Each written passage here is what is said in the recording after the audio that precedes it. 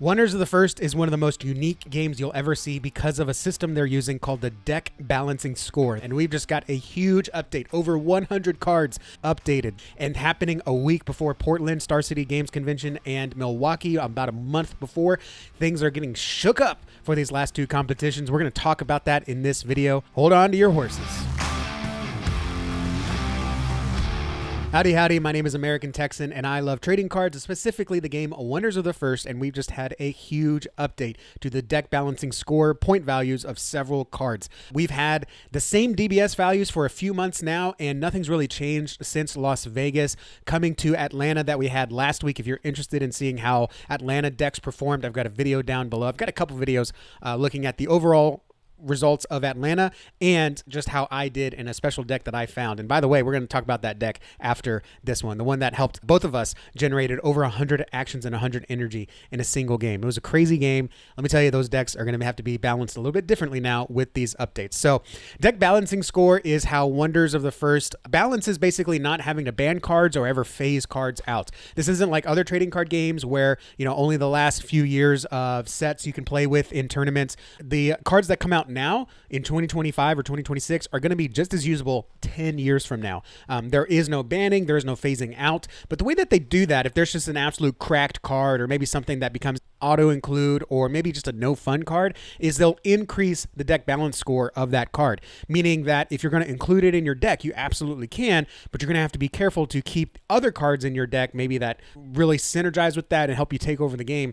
You know, it becomes harder to include those. It's not impossible to include those, but you're either limited or it becomes a higher risk because maybe your deck is totally revolved around that one card and your opponent can easily get rid of it. Well, now you can't have multiple copies. You can't have some other synergies that help you get it back. It's a whole process that the team, I think, has done a very good job of making sure that decks are diverse and that one deck doesn't just totally override the meta where, you know, in the top 8, the same deck shows up 8 times. And so I think after Vegas and then now after Atlanta, we are seeing some cards get run continuously. We are seeing some cards just constantly roll people over. I think some of the higher tier players are able to handle those cards. We'll talk about Luminous Scarab in a second. I don't think that card was as big of a deal as people were making it seem, but I can agree that if you're not in the top 8 and you're playing, you know, a casual player or a semi-competitive player, Scarab can become a problem and can become a little bit of a no fun card. So the fact that they raised it a little, we'll talk about that later, I think is fine. So what we have here is a major DBS announcement. So over 100 cards, I think the final number is like 35% of the card pool is changed. 80 cards increased, 61 cards decreased, and a lot of the cards across the board just went up. And I think that's fine. I expected a lot of existence cards to increase before Call of the Stones. And so the fact that we're hitting it a little bit early, I think is good, especially if you're going to Portland or Milwaukee SCG tournaments. I think that's good because we had the same decks at Vegas. We had the same decks here at Atlanta last weekend. So the fact that we can shake it up and get a little bit of a difference going into Portland and then Milwaukee, I think is good for the game. I think it's great for players. So anyone that's been, you know, paying attention to the Vegas decks that were released, or maybe my video, or I don't know if anyone other content creators did videos on Atlanta decks, you know, you don't know what you're going into for Portland and Milwaukee. And I think that is awesome. I think that's super exciting. And it makes me want to try to get to one of those even further. I know I can't make Portland because I went to Atlanta, and Milwaukee, unfortunately, I'm just not gonna be able to make it because of a previous family obligation that's scheduled that weekend. And I just can't miss that. So there is a blog post I'll link down below, but I'm just going to hit the highlights here. This is from Brian Tinsman. He's the creator of the game, and I guess he's the one that is in charge of or has final say of the deck balancing score. He's at most of the events and he's walking the tables. He's seeing the cards you're playing, how you're playing them. I remember one time he remembered, like months after the Houston competition, he said, "You're the guy that was running Patch Squibbler." And I said, "Yeah, I love my good old Patch, my 1 power, 3 cost vanilla Heliosynth Wonder. Took me to the top 4 in Houston, so I'm happy with that."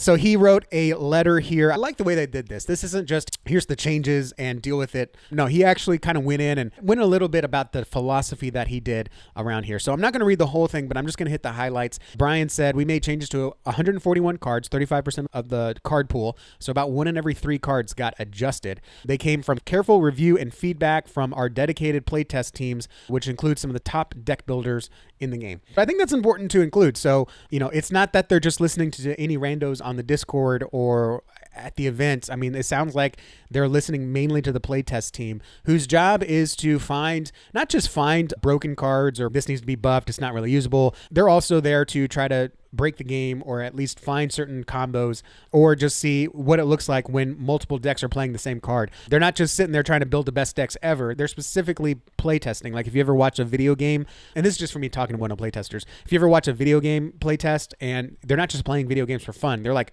running along the walls of every room in a house to try to make sure you can't clip through. They're testing every weapon against every animal or creature to make sure everything is timing correctly. Like, it's not fun to play test a video game.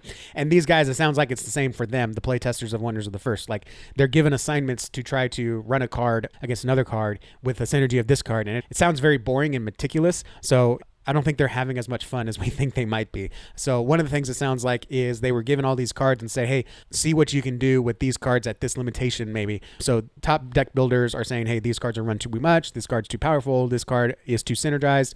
There's a few in here that I think went too high. And of course, there's a few in here that I think went too low. We'll talk about that in a second. Brian said at the very high end, the adjustments were plus 20. The standout is Scarab, of course, which got a plus 55 adjustment.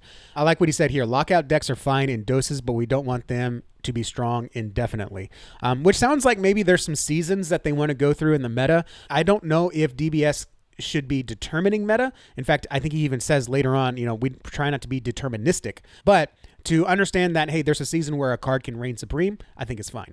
Because also it helps that card shine and that deck archetype shine so people can just be more aware of it in the future. And as new players come in, they can see, hey, there was a season of this card, so we need to be aware of it. Kind of like, some folks weren't really aware of Entangle up until I think the first sealed competition. And then someone at the last minute harvested all their lands to get all their actions. And their opponent just said, all right, well, I Entangle, and you just lose all those actions. Now people are very wary of knowing how much energy you have going into the round. And then, what are the chances that they might have Entangle. So, it's one of those things where sometimes these seasons have to come about so we can know to watch out for those things and deck build appropriately. I don't have a problem with that. Then he's got some cards that were undercosted. Murkmire Incarnate. I know that's a heated card there for tap all lands and then sacrifice all lands. And then Utterly Complex Compound Bow, who I quote Dragon Cup world champion Honest AF when he says, that card is dumb, but he means it's like dumb good. And then they look at some combos, which I found this interesting because this is not what I was concerned with. Old Man Rocket Ricker, which lets you search a deck and banish all cards that you name, and Pastel Bloomdrake. So he's concerned, you just put Rocket on the board, tap, name Pastel Bloomdrake, all the drakes in your deck come out. I'm not too concerned about that because Bloomdrake, actually what's easier is just to get it in your Abyss and then banish it either with Noctarum or Fungolith or, if you can get it on the board, then you can just God's Eye release and banish it and move it where you want. I'm less concerned with Old Man Rocket and Bloomdrake. I'm more concerned with Noctarum and Bloomdrake. Bone Harvest Harp and Staff of Eldritch Tribesmen are also combo pieces that raise red flags if they're too cheap. Yeah, I can see that. The thing with Bone Harvest Harp, though, is it's a secondary. You can have 3 out. So both of these are secondary. So yeah, go back, Pineapple. Then he talks about Bone Harvest Harp and Staff of Eldritch Tribesmen are also combo pieces that raise red flags. I think these are both secondary cards, so I can agree. I think secondary cards need to have maybe a little bit more power just to make sure that if you include all 3 copies, then you're really paying for it in the long run. Then they talk about Kalith Leaf Tracker, who got an adjustment of plus 25. Look, she's basically an auto-include. She's not core. She gives you Patria Link, and then she can untap or tap an item or land. I mean, she's just great. She's very efficient, like he says here. So I think increasing the DBS on her is a good idea. And then he talks about how some of the higher cost wonders had a lower DBS because they wanted to make sure people were running them or at least considering to include them. I think that's fine. I think that makes sense. So with the latest adjustment, we tried to give players better tools to remove problems, which means destroy is lowered. So he said we reduce cost of spot removal like Soul Jar, which destroys wonder in a realm that you own the stone in, Rend, which destroys a wonder that just arrived this round, and then others. So I think that's good. I know Deconstruct went down as well. A number of cards that were strong in early playtesting haven't shown up in tournament decks, such as Viking of the Sage Forge, Deep Pincer, and Tony Thickfur, which is interesting because I thought Tony was pretty popular. So I think that's interesting that they didn't see him a lot recently. We adjusted a bunch of these downwards to see if they become more appealing. I mean, Tony's great. I love Tony.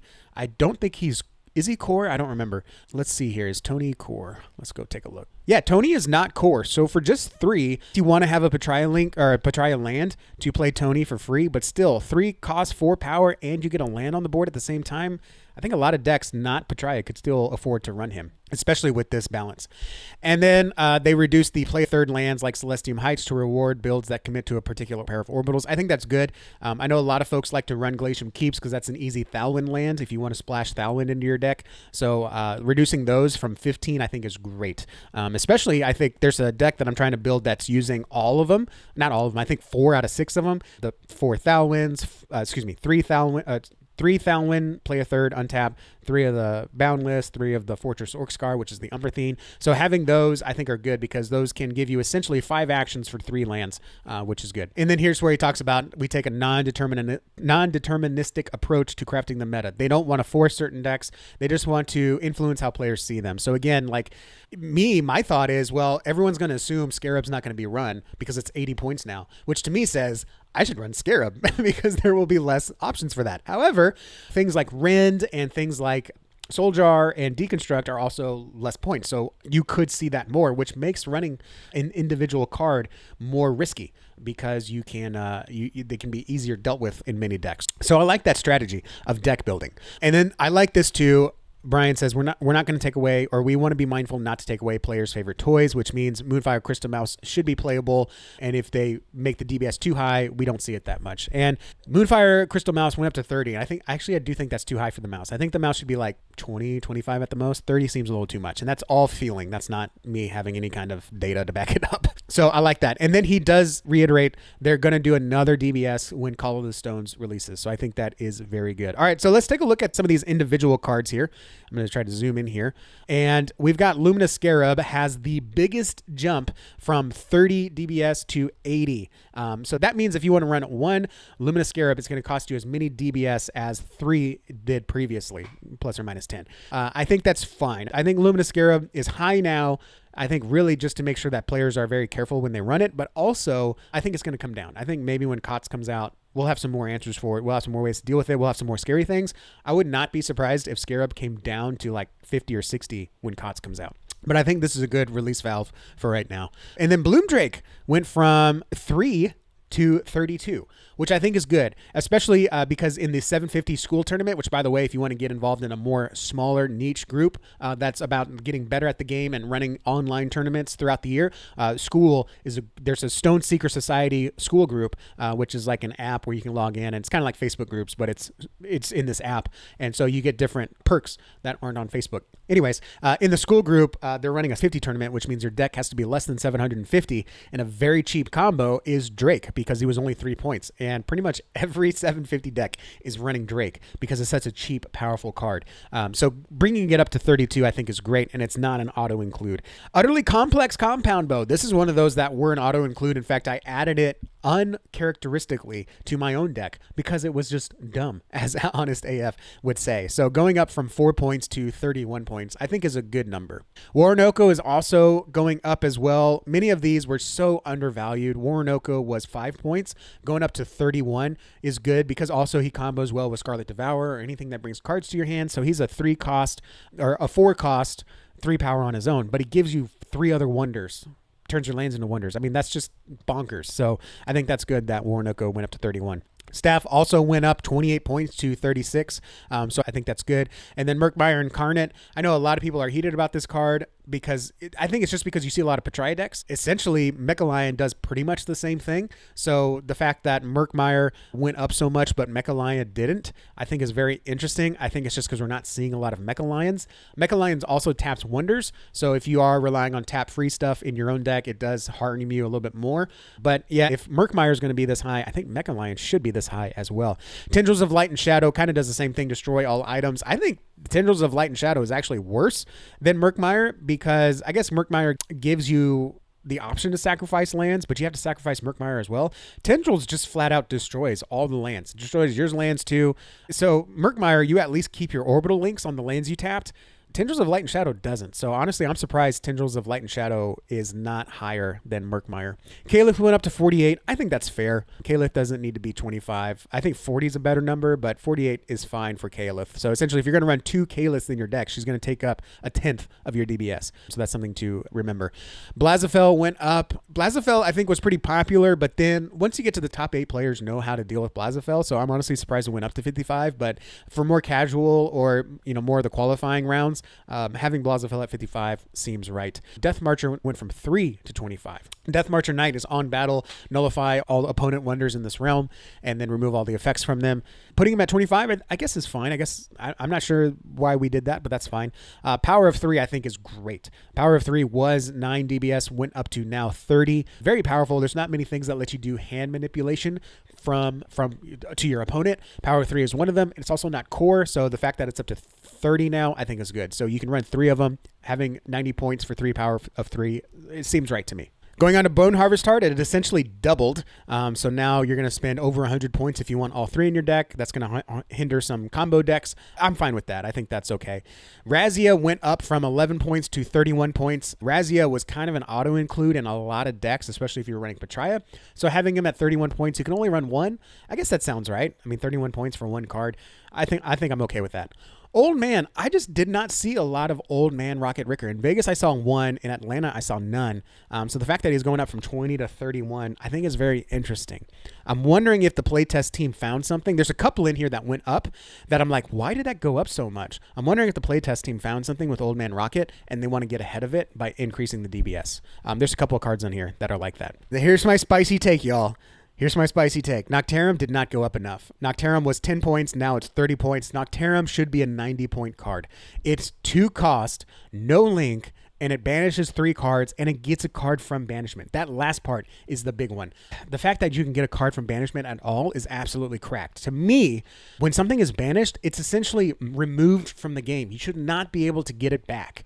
I can get down with Colossus that says I get plus for every banished wonder. I can get down with that. But the fact that you can retrieve a card that's been removed from the game, I think is nuts. So just Noctarum should not be 30. It should be 90.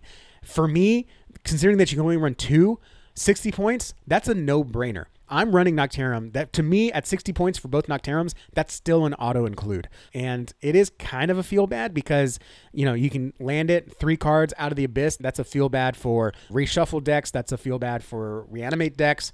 And again, the fact that it only costs you 2. At least Fungolith is expensive, and you have to waste an action to banish 1 card, and you get 4 energy back. But Noctarum should be a 90-point card. I will die on that hill. Not only that, we know that there's a mouse card coming in Call of the Stones that lets you do a sacrifice-free action without sacrificing the wonder. So with that mouse combined with Noctarum, you're able to get 2 cards back from banishment. That is absolutely nuts because you're banishing those 2 when Noctarum comes back, which means it's going to take 3 actions. But number 1, play Noctarum, banish 2 of those cards. Well, because earlier on, you got to play that sacrifice mouse. I can't remember the name. But then hit Noctarum, banish 2 of your cards, tap the sacrifice mouse, and then you can trigger Noctarum twice. Now, your opponent has to be able to deal with it, but again, if you know how to manipulate the action economy of the game, you can deal with that pretty simply. So again, Noctarum needs to be way higher. Noctarum should be maybe even 100 because it's so low cost and it's not core. It's not like Omnis Quantum where you have to have core. Noctarum's just too broken. All right, Ethos Relic goes from 70 to 90. Again, I understand because he's not core and he only costs 2, but again, he's easier to deal with. A lot of people know how to deal with him. I guess if you play him later in the game, you can kind of force your opponent in some tricky moves, but I don't think he needs to be 90. I think Ethos was fine at 70, so I don't think he needed to go to 90. Lamp goes up to 22. I think that's fine. Lamp is a sleeper. I think if you're a good player, you can use Lamp to great effectiveness, but to go from 4 to 22, I'm okay with that. I think it should be closer to 15 though. Corruption Warp is one that I did not see coming. It was 4 points. Now it goes up to 22. That one is destroy all non-legendary wonders. Again, I don't see too much play with it. It costs 11, I think, and it's core core Sulfera. So I'm not sure why they bumped it up so much. Again, that's one of those things where I'm like, well, maybe they see something coming. The fact that it is 11 energy is kind of a turnoff to a lot of people, but I know we have some decks that are generating a lot of energy. With all these updates, I'm not sure we needed to hit Corruption Warp at the same time, but I'm okay with it either way. Briar Maw goes up to 22. I think that's very good. Sacrificing your lands when you harvest them is a very difficult thing. And so the fact that it was at only 4 points, I think was, too low. So 22 points seems right. Same thing with God's Eye Release. It was 3, now it's 18. This one I've been seeing run a lot more. So, 18 points sounds right. Cedar Shade going up to 18 as well, I think is good. It's a good flex land. The fact that it was only 3 points means it was an auto include, even if you're not running Patria. It's great to hold on to. And then if someone nullifies something you need, you play Cedar Shade to unnullify it. Or if you know that you're going to be going heavy in realm 1, you just play it in realm 1 and make sure that you can't nullify it. So the only thing they can do is destroy it somehow. Pub going from 6 to 20, I think is another good one. A lot of people are running Pub, even if they're not running Sulfera, just because it lets you untap something. So having Blazing Phoenix Pub in your deck, I think is good. So the fact that it's 20 points now makes sense. Mountain Ridge Mammoth, I'm glad it went up to 18. Is it a secondary? I think it's a secondary. It went up from 4 points to 18 points. It's an attuned. It is kind of expensive, but to have an attuned 8 power is pretty powerful. So to have 18 on that, I think is good. Thought Tempest is another one that was an auto include, but at 9 points, I didn't see it as much as I thought I would. And so the fact that it's at 22 now, I think is okay. Because the fact you can run 3 deck manipulation, maybe there's a lot more deck manipulation coming up. 22 points sounds right. Divine Conduit goes up even more. I believe it was 35, goes up to 48. I think that's okay. I think that's fine. Witch Warden goes up as well. I didn't think it wasn't as much as an auto include as I thought it would be, because bringing a legendary from your abyss to the world is a great power, but also a lot of decks do have a hard time getting up to 13 cards in the abyss to trigger that Witch Warden. So the fact that it went up from 3 to 15, I think is interesting. I wonder if all the legendary lands went up that high. I haven't seen Clear Sky yet. And then Cast Out goes from 3 points to 15 points. Cast Out was on the verge of an auto include, especially if you're running Boundless. So at 15 points to run 2 of them, 30 points, it sounds right. I think maybe you could even go up even more to 20 points. Autumn Essence goes from, 11 points to 23. I haven't seen a lot of it there, but I know some people have been figuring out how to Autumn Essence multiple times in a game. So maybe that's just something they're wanting to get in front of. Great Usurper also goes from 11 to 22. Haven't seen a lot of Great Usurpers, but the fact that it going up, I think, is showing that maybe with Call of the Stones coming out and the ability to move things around a lot more, maybe they're trying to get ahead of the Great Usurper. And this is a surprising one. The Awakening goes from 1 to 12 points. I think we've been seeing it more in the meta just because Briar Maw is more in the meta.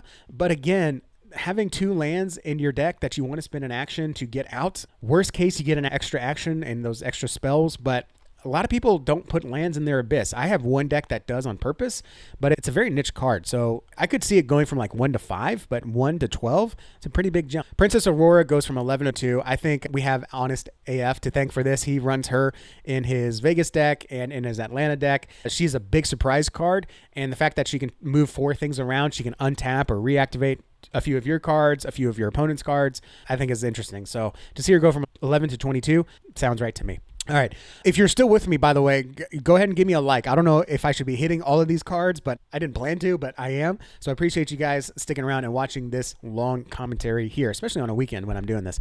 Open the Cosmos goes from 11 to 20.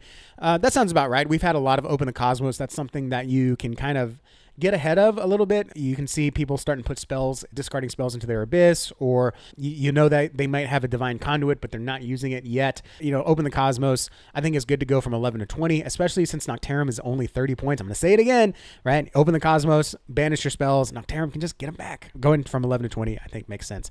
John Breakbang from 11 to 22, doubling from 11 to 22, I think is fine. I don't see John in too many decks. Usually John plus Pub is an auto include, so I guess that's fine. Mount of Helios from 6 to 16. That's the legendary Heliosynth land. I think I've maybe seen 1 Mount of Helios before. So to see it come up, again, I'm wondering if they're getting ahead of something that has to do with faith. This is a big one. I think it's good. I think this is good. I think this is a good start here. Betrayer of Ironskin Clan goes from 23 DBS to 33. I honestly think Betrayer could go up to 40 because, again, he's a little bit on that auto-include stage. 2 cost, no core, and throughout the entire game, if your opponent doesn't deal with it, you're going to gain an extra 30 energy. Like, that's kind of a big deal. So to see him go up to 33, I think is good. I think he could honestly go up to 40. Sirius goes up from 40 to 50. Sirius, I think, is something that a lot of folks have to plan around, and that extra 20 points, because if you're going to run one Sirius, a lot of folks will run both of them. I think makes sense. 100 points for those two cards makes you reconsider running two of them. Another big one, Seer's Gaze goes from 41 to 60. Seer's Gaze, if you had asked me 2 weeks ago if this is needed, I would have said yes. However, since I discovered in my previous video, Commanding Croak, I think I actually like using more than Seer's Gaze. Because of that, I think we're going to see more Croaks being run. Seer's Gaze at 60, I guess, makes sense.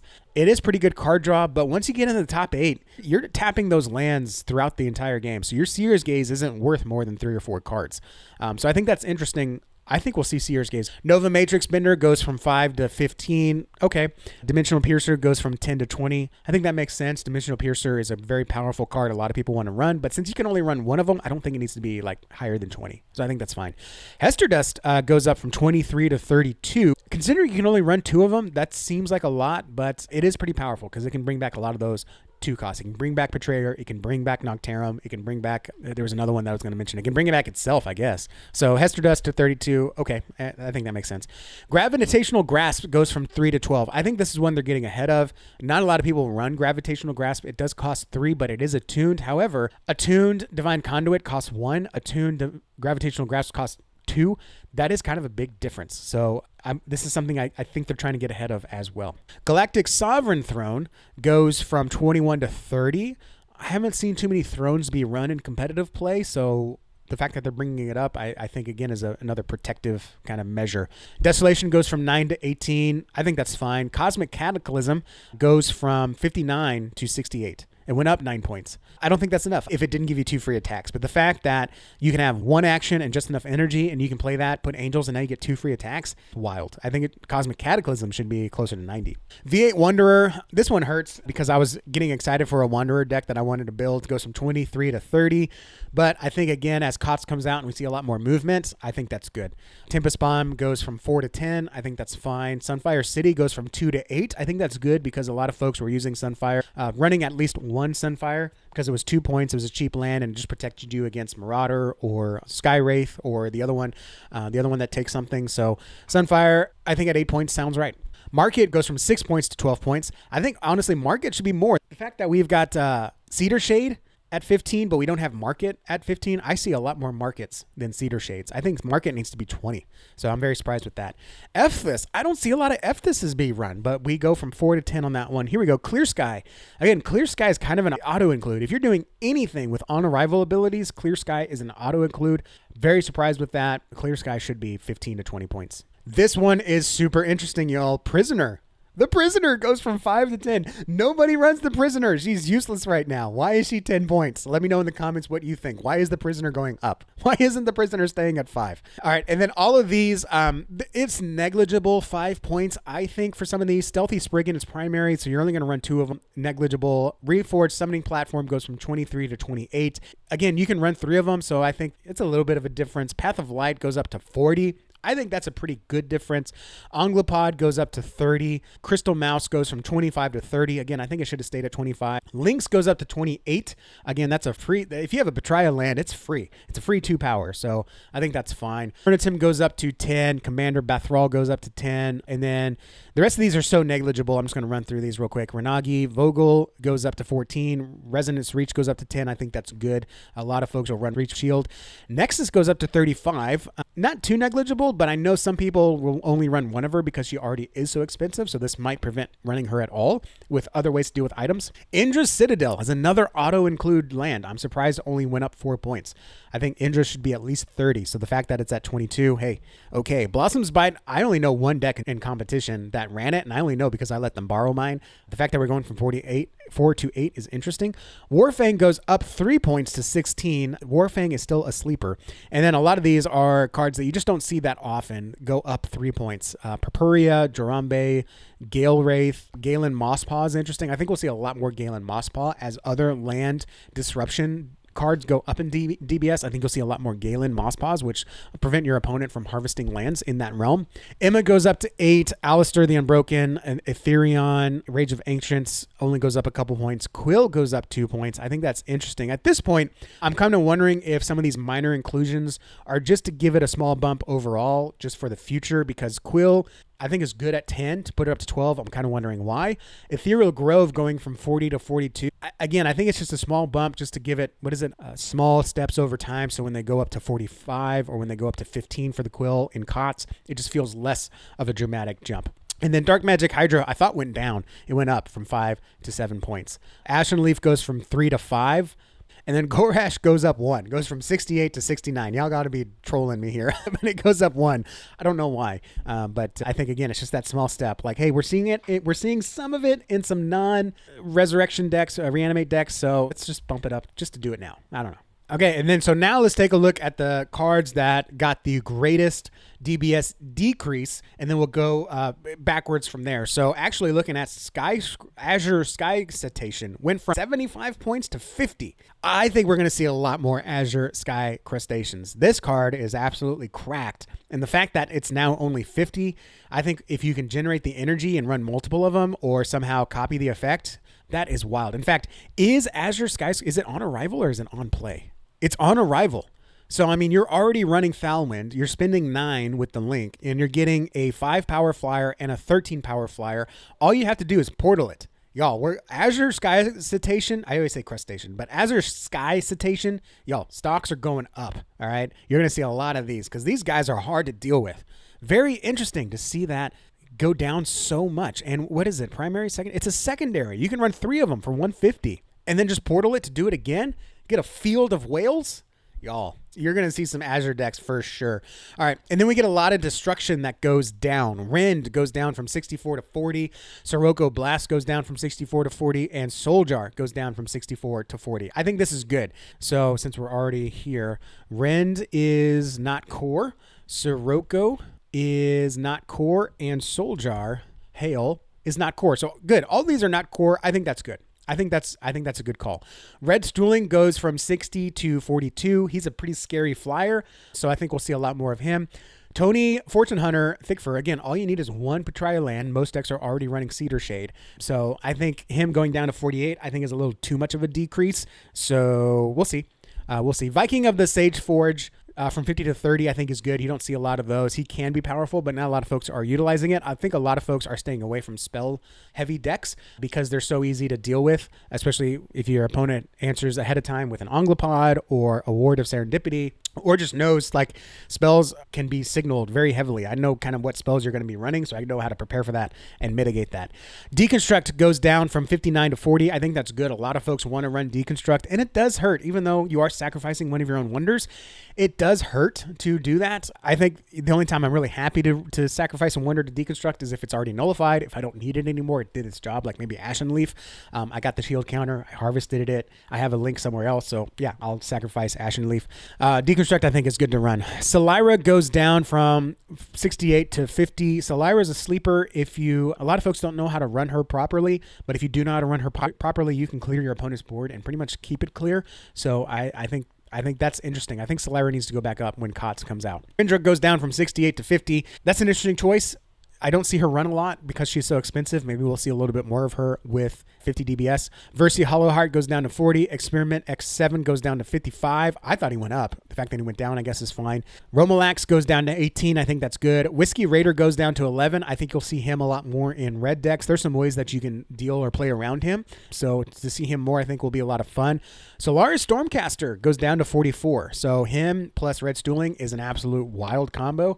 The fact that both of these went down, I think we'll see a lot more flyers. Flyers are very popular in sealed. We're not seeing them a lot in constructed, so I think we're going to see a lot of those. All right, Biocircuit Plan. This is the on your third Heliosynth land. Untap this, go down to 5. I think is a good call. I think I want to see more of those. Karen Vox goes down to 50. Still pretty expensive to run. Deep Pincer goes down to 40. Not a lot of people are hot on Deep Pincer because he only creates the Death Strike insect. He's Death Strike, but he only creates the insects in the realm that he's in. So unless you have a way to move him around, he's not, I don't know, he's just not that big of a deal. Entangled goes down to 45. I think that's good. I think Entangled is something you have to be aware of to play around. Feline goes down to 35. I find that interesting. Feline is pretty unfun to play against, so I'm surprised they lowered it. Forgotten Draugr goes down to 15. I think that's fine. He's easy to play around. Fungolith goes from 25 to 15. That's a mistake. If you're running Patria or some kind of reanimate, Fungolith is an automatic include, because even if you spend all your energy, 3 actions, 7 energy, you spend it all to put Fungolith on the board.